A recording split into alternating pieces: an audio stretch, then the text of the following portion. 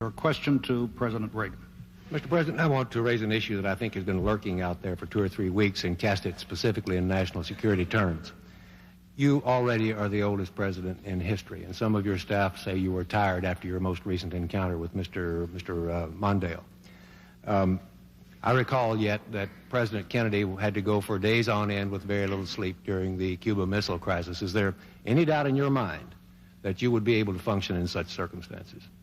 Not at all, Mr. Truitt, and I want you to know that also I will not make age an issue of this campaign. I am not going to exploit for political purposes my opponent's youth and inexperience.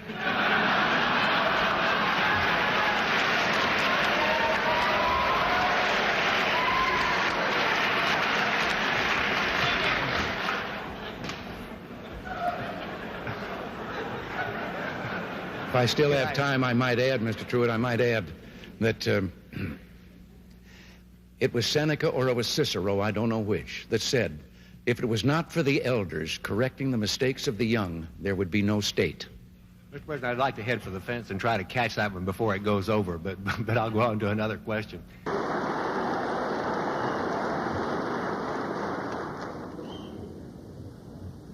Mr. Speaker, Mr. President, distinguished members of the Congress, honored guests, and fellow citizens. Today marks my first State of the Union address to you, a constitutional duty as old as our republic itself. President Washington began this tradition in 1790 after reminding the nation that the destiny of self-government and the preservation of the sacred fire of liberty is finally staked on the experiment entrusted to the hands of the American people. For our friends in the press who place a high premium on accuracy, let me say, I did not actually hear George Washington say that.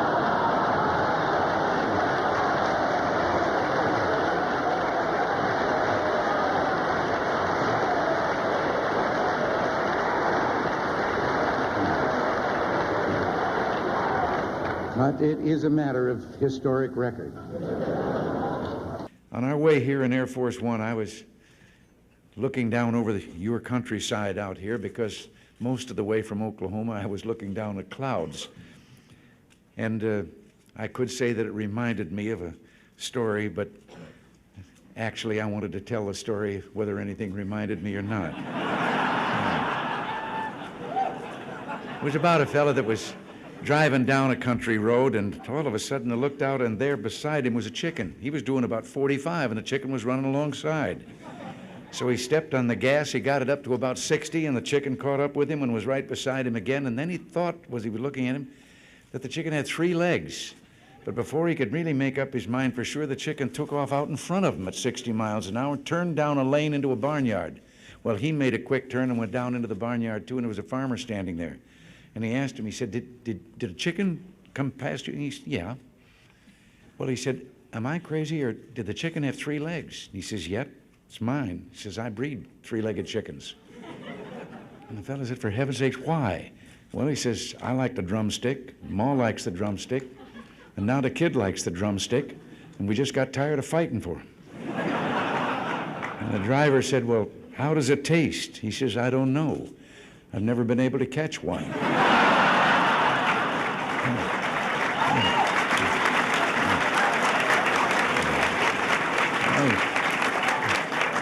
Well, seriously, since...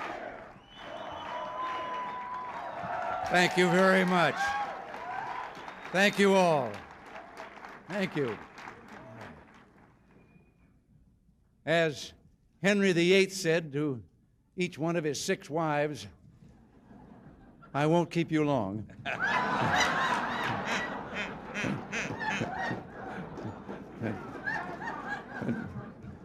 I spoke of the difference between our 2 countries. I try to follow the humor of the Russian people. We don't hear much about the Russian people. We hear about the Russian leaders. But you can learn a lot because they do have a sense of humor, and you can learn from the jokes they're telling.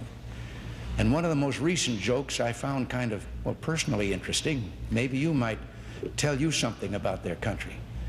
The joke they tell is that an American and a Russian were arguing about the differences between our two countries. And the American said, look, in my country, I can walk into the Oval Office, I can hit the desk with my fist and say, President Reagan, I don't like the way you're governing the United States. And the Russian said, I can do that. The American said, what? He says, I can walk into the Kremlin, into Brezhnev's office, I can pound Brezhnev's desk, and I can say, Mr. President, I don't like the way Ronald Reagan is governing the United States.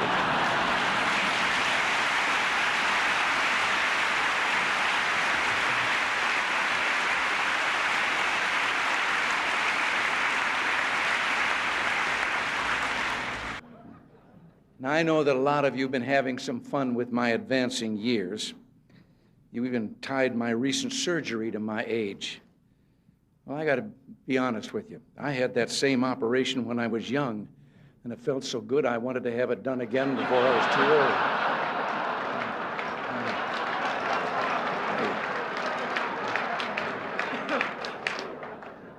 But I am aware of my age. When I go in for a physical now, they no longer ask me how old I am. They just carbon date me. Incidentally, I've got a news item for you. We have a spin-off from our Star Wars research. It's a helmet for me to wear at press conferences. All I do is push a button and it shoots down incoming questions. You have to admit, though, that my attitude is better than linebacker George Atkinson's when he was with the Oakland Raiders. Someone asked him what the player's reaction would be if the press box blew up. He said we'd have 30 seconds of respectful silence and then continue with enthusiasm. Now, honest, I don't feel that way. Maybe once in a while. Nancy, would you like to join me up here please?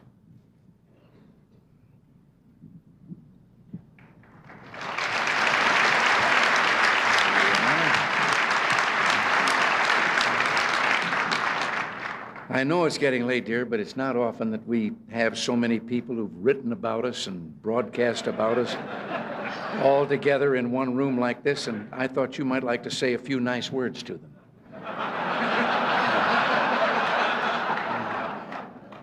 They're all from the press and radio and television. Maybe just a friendly little greeting would do.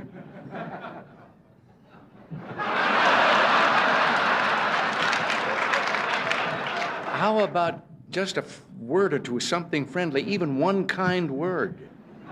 I'm thinking. Seriously, my friends, as always, we've had our share of laughs tonight at one another's expense, which is as it should be in a city where the issues are important and the passions run so deep. Maybe the fun and good nature of evenings like this is a good place to start. So thank you for your hospitality and thank you for inviting us. Thank you. All right. Thank you.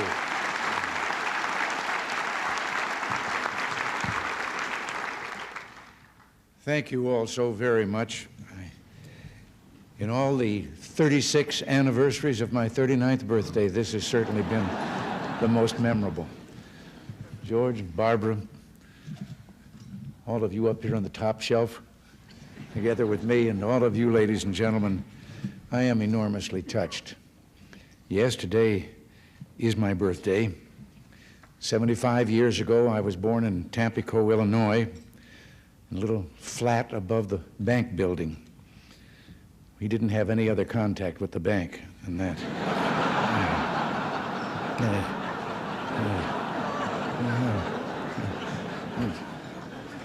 Now, here I am, sort of living above the store again.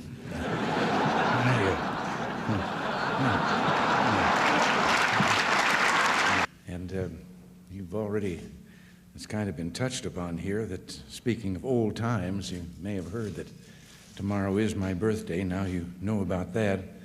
I prefer to think of it as the 36th anniversary of my 39th, but I'll be just about due for a midlife crisis.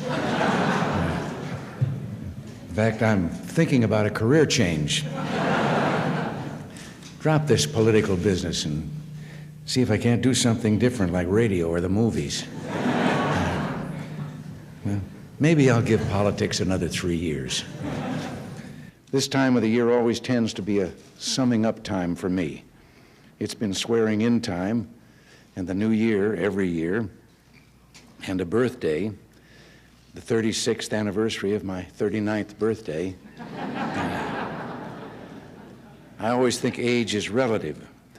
There was once a very famous baseball pitcher, Satchel Paige, and no one quite knew how old Satchel was, but he still was throwing that ball. And somebody asked him about that, and his wise answer was, "How old would you be if you didn't know how old you were?" And that's how I came up with 39. Well, the late Jack Benny had something to do with that. He was 39 for more than 40 years. I can't close without one story about doctors that he will understand very well. Have you ever noticed how easy it is if you're introduced to someone at a party or a dinner or something and he's introduced as doctor? And then there's always those people that suddenly start saying, "Doctor, I've been having..." Well, we had a fellow in show business, Moss Hart, the playwright, who was an inveterate along that line. And so one night at a cocktail party in Hollywood, he was introduced to a Dr. Jones. And almost immediately he started talking about, "I've been having this low back pain." And the fellow that introduced them said, "Moss, Dr. Jones is a doctor of economics." And that didn't stop Moss at all. He said, "Doctor, I was buying some stock the other day." No. Well, I don't want to go on too long. This is, after all, Las Vegas. And outside just a moment ago, I saw a fellow trading 10 passes to the Reagan talk for 1 ticket to Frankie Valley. I'm mindful, too, that bringing things to a good conclusion is always a tricky business. You were told that I was a sports announcer, WHO Des Moines. Well, back in those days, the great evangelist Amy Semple McPherson was making a tour of the country holding revival meetings, and one of them in Des Moines. Now, the station thought it would be a good idea, an enterprising public relations man, to interview Amy Semple McPherson. But why they picked a sports announcer to interview that noted evangelist, I'll never know. But there we stood in the studio, and I asked her several what I thought were appropriate questions, and then she answered graciously, but then went into a very fervent plea about the success of her meeting. And I sat down until suddenly I heard her saying goodnight to our radio audience, and I looked up at the clock, and there were only 4 minutes to go. Well, I didn't know enough about Amy Semple McPherson that I could fill 4 minutes. So I got up, and in those days of radio and disc jockeys and so forth, I started thanking the noted evangelist Amy Semple McPherson and so forth, but I did like this, which means get a record ready. And the fellow out in the control room through the window reached out. There was always records around there for such contingencies, and picked one up and put it on the table. And I said, "Ladies and gentlemen, we conclude this broadcast by the noted evangelist Amy Semple McPherson with a brief interlude of transcribed music."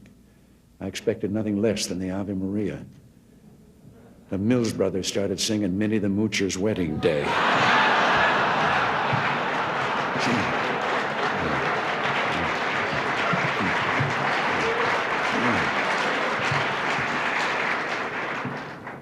She never did say goodbye. She just slammed the studio door as she went out.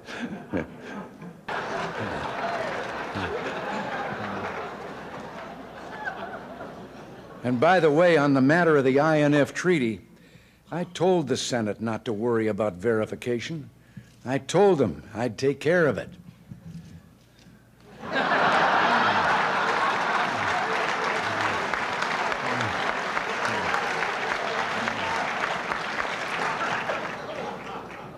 And while Gorbachev was here, I even made him write 100 times, "I will not cheat, I will not cheat."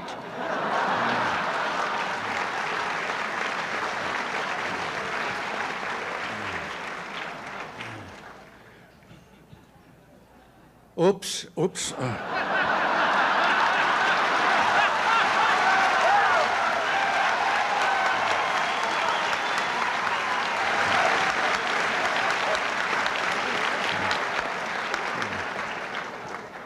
Well, now, during my presidency, I've always emphasized diplomacy.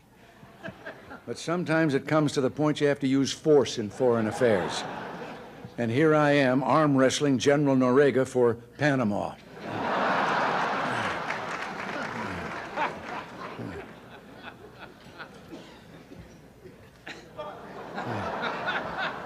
We really enjoyed our trip to China, and we're amazed that the population was over 1 billion people.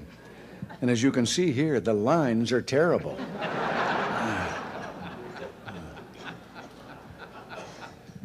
On another trip, the government of Indonesia gave us these gifts, and they're our friends.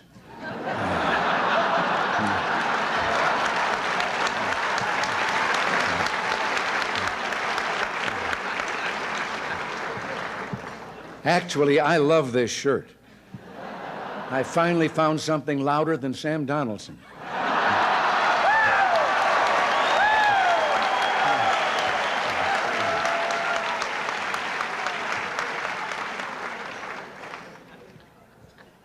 And speaking of the press, remember during the Contra Aid vote when the networks wouldn't let me on the air? I bet you wondered how I finally got my message out.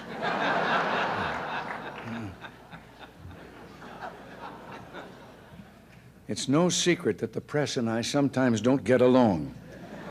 In addition to my standard ploy of using helicopter noise to avoid reporters' questions, I've now added a new method to avoid questions: tear gas.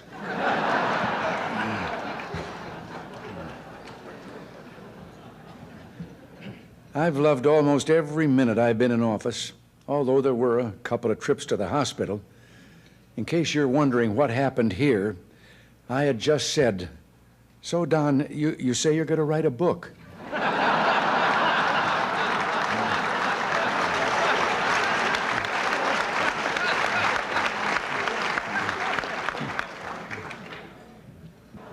One of my greatest enjoyments is talking to the young men and women who defend us from attack. Here I am on top of the White House, and the soldier is explaining where he thinks the next book will come from.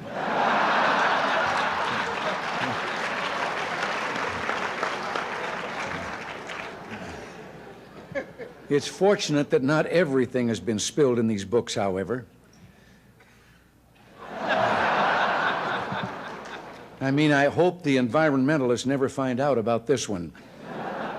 We used to fly Air Force One over Wyoming low and shoot buffalo from the window.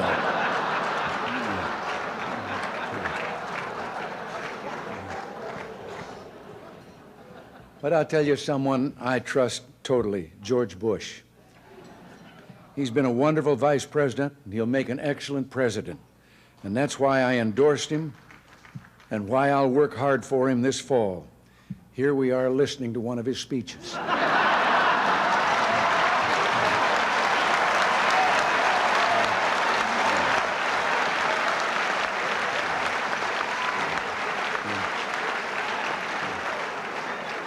You here tonight do good, hard, creative work, and I respect that too. So, as we say our farewells here tonight, this salute's for you.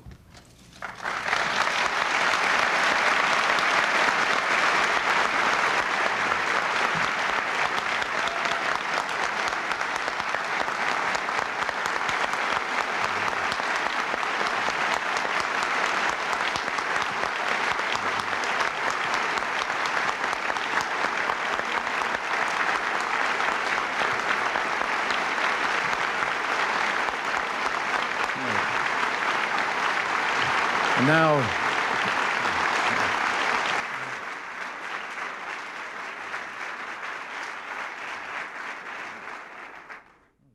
thank you very much, but I think George and I should be applauding you.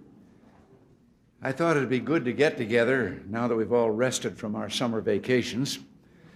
And although it's true summer vacations aren't always restful, you know that leads to a story. There was a fellow that was on his way to a mountain resort, and a policeman stopped him and said, "Did you know that you're driving without taillights?" And the driver hopped out of the car. He was so badly shaken that the officer took pity on him and said, well, now, wait a minute, calm down. It's not that serious an infraction. The fellow said, it may not mean much to you, but to me it means I've lost my trailer, a wife, and 4 kids.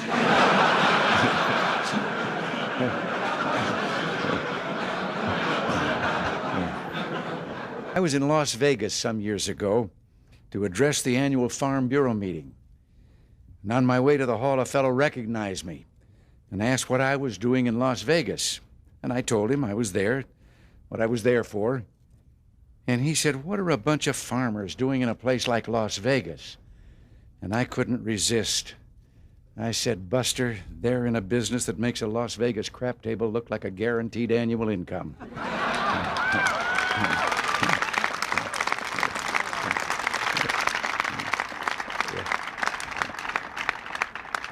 You know, there's a story about a pig and a chicken. They got tired of farm life, decided to find jobs in town. They no sooner arrived in town when a chicken spotted a sign in the window of a restaurant. It said ham and eggs, $1.25. The chicken suggested they go in and apply. And the pig said, wait a minute. For you, this job only requires a contribution. For me, it's a total commitment. You know, I can't resist. I'm accused, and certainly in some elements accuse me of too much of telling anecdotes and so forth. But I think it'd be appropriate before I say anything else that one of my favorite stories about government had to do with an employee who sat at a desk and papers came to his desk. He read them and determined where they were to go and initialed them and sent them on. And one day a classified document came there, but it came to him, so he read it, initialed it, and sent it on. 24 hours later, it came back to him with a note attached that said, you weren't supposed to see this. Erase your initials and initial the erasure.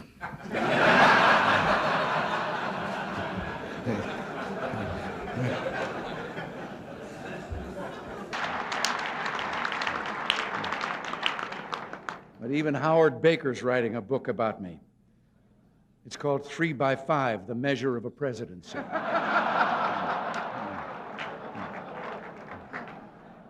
Mike Devers, in his book, said that I had a short attention span. Well, I was going to reply to that, but oh, what the hell, let's move on to something else.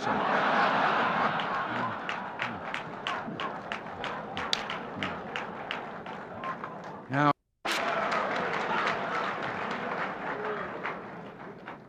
George Bush is doing well. George has been a wonderful vice president, but nobody's perfect. I put him in charge of anti-terrorism, and the McLaughlin Group is still on the air.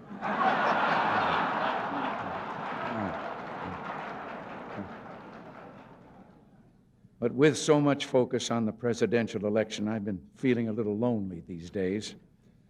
I'm so desperate for attention, I almost considered holding a news conference.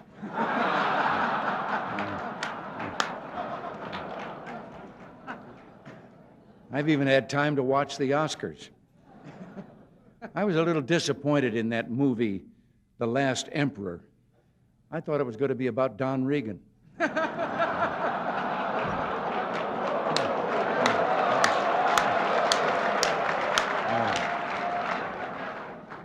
Now, one example is a story they tell. You know, you have to wait 10 years there for delivery after you order an automobile. And so a fellow had finally gotten the money together and was going to buy an automobile. Only about 1 out of 7 families have them in that country. And he went through all the paperwork and everything and finally signed the last paper, laid down his money, and then the man behind the counter said, come back in 10 years and get your automobile. And the man said, morning or afternoon? And wait. The fellow behind the counter says, well, what difference does it make 10 years from now? And he said, well, a plumber's coming in the morning.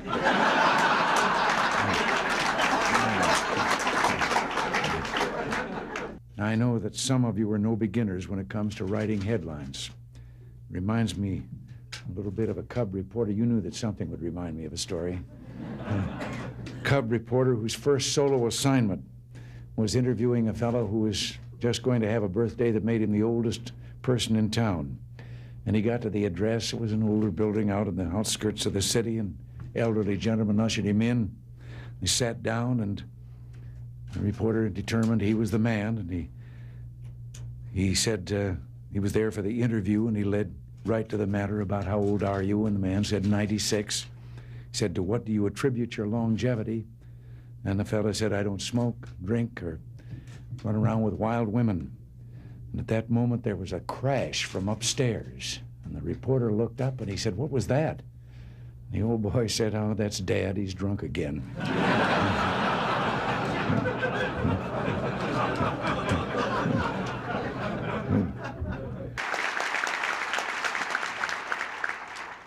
You know, there was a time that being a Republican in this area of the country felt a little bit like being Gary Cooper in High Noon, outnumbered in a big way. I remember the story of the fella here a while ago who was running for Congress as a Republican. He stopped by a farm to do some campaigning, and when the farmer heard he was a Republican, his jaw dropped, and he said, wait right here. He said, while I get Ma. She's never seen a Republican before. So he got Ma, and the candidate looked around for a podium to give his speech from. The only thing he could find was a pile of that stuff that Bess Truman took 35 years trying to get Harry to call fertilizer. So he got up on the mound, and when they came back, he gave his speech. End of it, the farmer says, that's the first time I've ever heard a Republican speech. Candidate said, that's the first time I've ever given a Republican speech from a Democratic platform.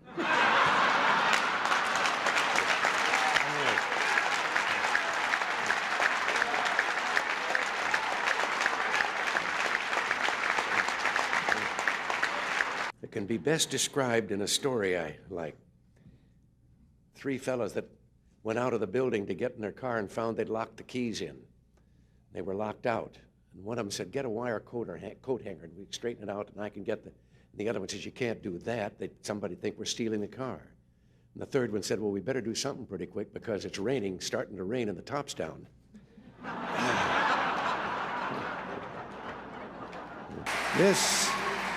This convention brings back so many memories to a fellow like me. I can still remember my first Republican convention. Abraham Lincoln giving a speech that sent tingles down my spine. No, I have to confess I wasn't actually there. The truth is, way back then, I belonged to the other party.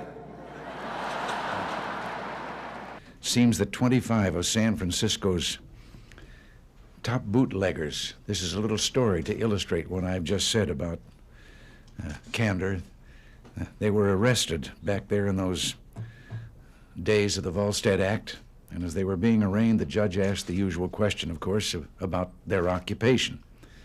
And the first 24 were all engaged in the same professional activity. Each claimed he was a realtor. And then he got to the last one, the 25th, and says, and what are you? He asked the last prisoner, and the fellow says, Your Honor, I'm a bootlegger. And the judge was surprised, but he laughed, and he said, well, how's business? He said it'd be a lot better if there weren't so many realtors around. President Alfonsi and I have much in common. We both have gone through many campaigns and asked for votes from many different kinds of people. Down in Texas during the 1976 primary, they had me out knocking on doors. And I remember one kind of rural area. I'd been governor of California, but I wasn't all that well known in Texas, and I knocked on the door, and an old fellow in his undershirt and jeans came to the door, and I told him I was running for president, and having been in the occupation I'd been in for a number of years, I was kind of surprised when he asked me what I'd done for a living. And I told him I'd been an actor, and then he asked me what my name was. And I thought, well, maybe if I give him a hint. And so I said, well, my initials were RR. And with that, a face lit up, and he turned and he ran back into the house, and he was yelling, Ma, Ma, come on out here quick. Roy Rogers is outside.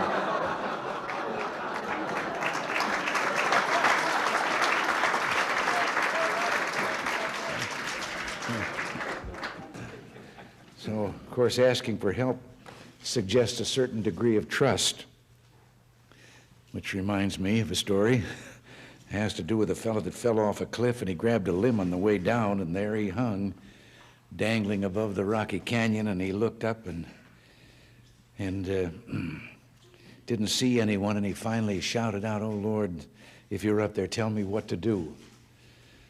And a moment later, a voice came booming down from the heavens that said, "If you have faith, let go." Well, he took another look down at those rocks 200 feet below, then looked up again and says, "Is there anyone else up there?"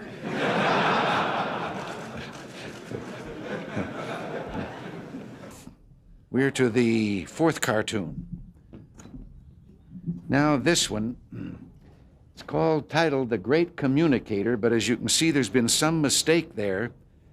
They left the balloon blank, so I think that I will start filling it in.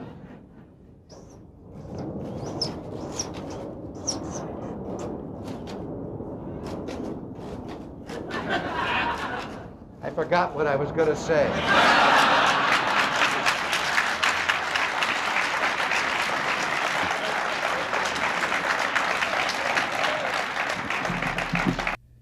Reminds me a little bit of the story of the man that took his young son-in-law out and was going to introduce him to golf, and told him all that he had to do and teed up the ball, and the kid took a swing and he missed the golf ball entirely, but hit a ant's nest there and into the air, and so lined up and took a crack at it, and again hit another gouge out of the ant's nest, and now there were ants flying all the way through the air, and as he lined up for the third try, 2 ants peeked out of the crater that he'd left, and one of them said, "If we want to survive this, we better get on the ball."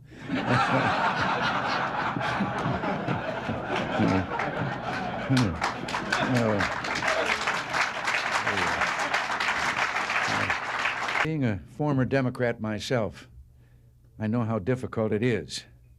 We're proud to have you all with us.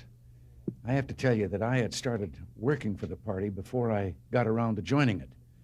And one night, 1962 state campaign in California, I was speaking at a fundraiser, and a woman stood up in the middle of the audience and asked me if I'd re-registered. And I said, "No, but I'm going to." She said, "I'm a registrar." She walked right down the middle aisle, put the paper up, and I signed up, and then said, "Now, where was I?" Could I just say something here about this? I'm half Irish, too. The other part is English and Scotch. But I just can't help but telling you, and you can take this with you as I'm going to take this with me. I was visiting Ireland and my father's ancestors' background and community and so forth, and then found myself on Cashel Rock, where St. Patrick erected the first cross. And the young Irish guide was taking us through the old ancient cemetery. And we came to one tombstone, and he proudly pointed out, and the tombstone was inscribed, "Remember me as you pass by, for as you are, so once was I. But as I am, you too will be, so be content to follow me." And this had proven too much for some Irish who had scratched on the stone underneath, "To follow you, I am content. I wish I knew which way you went." You know, so much of what we're trying to do, and so much of this, depended on real communications. And I can't resist. I've told this story before, and if some of you have heard it before, it illustrates communications. You'll have to forgive me, but life not only begins, or lumbago, I should say, not only begins at 40, but so does the tendency to tell the same story over and over again. But I've always thought of the importance of communication and how much a part it plays in what you and I, what all of us are trying to do. And one day, a former place kicker with the Los Angeles Rams, who later became a sports announcer, Danny Villanueva, told me about communications. He said he'd been having dinner over at the home of a young ball player with the Dodgers. The young wife was bustling about getting the dinner ready. They were talking sports, and the baby started to cry. And over her shoulder, his busy wife said to the ball player, "Change the baby." And he was a young fella, and he was embarrassed in front of Danny, and he said, "What do you mean, change the baby? I'm a ball player. That's not my line of work." And she turned around, put her hands on her hips, and she communicated. She said, "Look, Buster, you lay the diaper out like a diamond. You put second base on home plate. You put the baby's bottom on the pitcher's mound. You hook up first and third, slide home underneath, and if it starts to rain, the game ain't called. You start all over."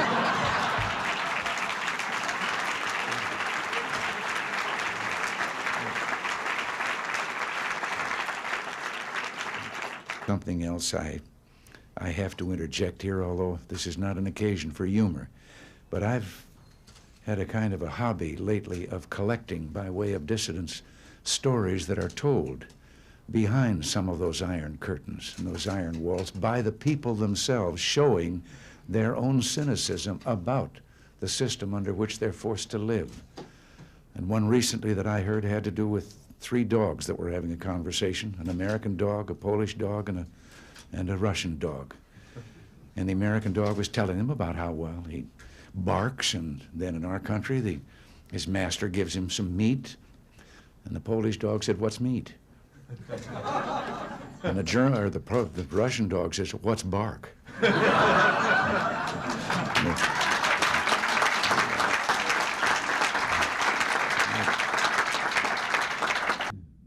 Reminds me of a story. In case you were wondering, this is my way of sliding into a story.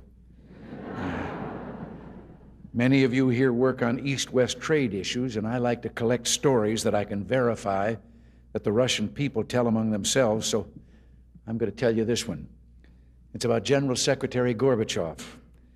Seems that as part of the campaign to straighten things out there in his country, he had issued an order that everyone caught speeding or seen speeding should get a ticket, no matter how important they might be. Well, one morning he was out at his country home and realized that he was running late for a meeting that he had in the Kremlin, and he went out to get in his car and told the driver to get in the back seat that he'd drive. And he did, and down the street he went, and they passed 2 motorcycle policemen, and the one of them took off after him. And a little while later he came back and joined his companion, the other motorcycle officer, and the fellow said, "Did you give him a ticket?" And he said, "No." Well, he said, "Why not?" Well, he said, no, this was someone too important. Well, he said, "We were told to give it no matter who it was, that they were get a ticket." No, he says, not that. Well, he said, "Who was it?" Well, he said, I don't know, I couldn't recognize him there, but his driver is Gorbachev.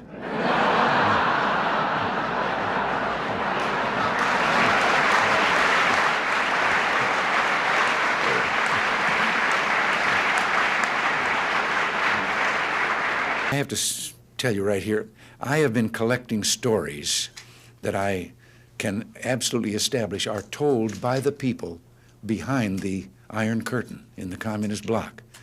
And they're stories that reveal their kind of cynicism about the system under which they live. And one of the more recent ones that I heard was about the man walking along the street at night, Moscow. Soviet soldier called to him to halt. He started to run. The soldier shot him. And another man said, "Why did you do that?" Well, he said, "Curfew." Well, he said, "It isn't curfew yet." He said, "I know. He's a friend of mine. I know where he lives. He couldn't have made it."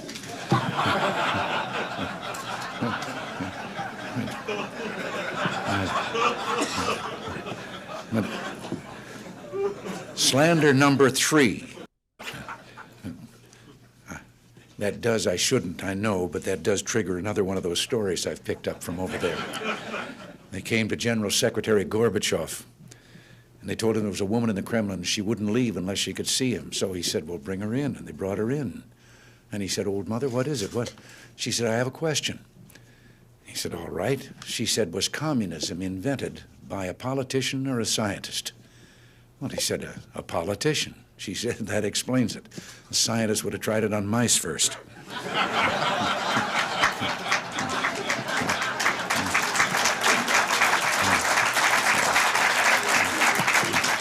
You know, there's a story about a young fellow from the city who hired out to work on a farm during the harvest season.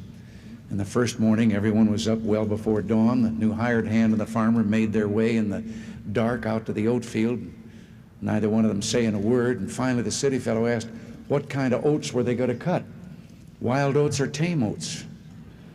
And the farmer, a little surprised, said, "Well, tame oats, of course. Why do you ask? Well, he said, I was just wondering why we're sneaking up on him in the dark. There's a story, and I understand it's true. It's about a newspaper photographer out in Los Angeles. Kind of reminds me of Howard. He was called in by his editor and told of a fire that was raging in Palos Verdes. That's a hilly area in the southern part of Los Angeles County. And the photographer's assignment was to rush down to a small local airport, board a waiting plane, go out and get some pictures of the fire and be back in time for the afternoon edition. Well, he raced down the freeway, broke all the traffic laws, got to the airport, drove his car to the end of the runway, and sure enough, there was a plane revving up its engines, ready to go. He jumped in the plane shouting, "Let's go," and they were off. At about 5,000 feet, he began getting his camera out of the bag, told the fellow flying the plane to get him over the fire so he could get his pictures and get back to the paper. And from the other side of the cockpit, there was a deafening silence. And then he heard those words he will always remember. "Aren't you the instructor?"